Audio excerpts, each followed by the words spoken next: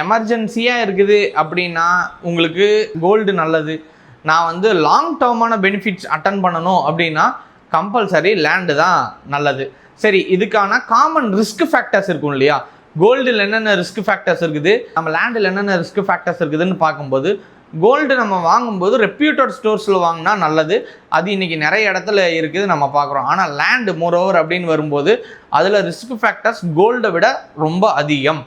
ஏன் அதிகம் அப்படின்னா டபுள் டாக்குமெண்ட் போடுறதுக்கு அதிகமாக இருக்குது. ஸோ லேண்டு வந்து அவங்க பேர்லேயே இல்லாமல் வேறு ஏதாவது பேரில் இருக்கிறத நமக்கு சூட் பண்ணுறதுக்கும் சான்சஸ் இருக்குது. ஸோ அதுக்கப்புறம் அன்அப்ரூவ்டு லேண்ட்ஸை சேல் பண்ணாங்க அப்படின்னா நம்ம அப்ரூவல் வாங்குறதும் அதிகமான சான்சஸ் இருக்குது. ஸோ லீகல் சரியாக செக் பண்ணணும். அந்த லீகல் ஏதாவது தப்பு நடந்தது அப்படின்னா கூட 20 வருஷம் 10 வருஷம் கழிச்சு கூட பிரச்சனைகள் வர்றதுக்கான சான்சஸ் அதிகம். இந்த ரிஸ்க் ஃபேக்டர் கம்பேரிசனில் வரும்போது லேண்ட் அப்படிங்கிறத விட கோல்டு அப்படிங்கிறதுக்கு லிக்விடேட் பண்ணுற ஆப்ஷனும் அதிகமாக இருக்கிறதுனால கோல்டு பக்கம் போக முடியும்.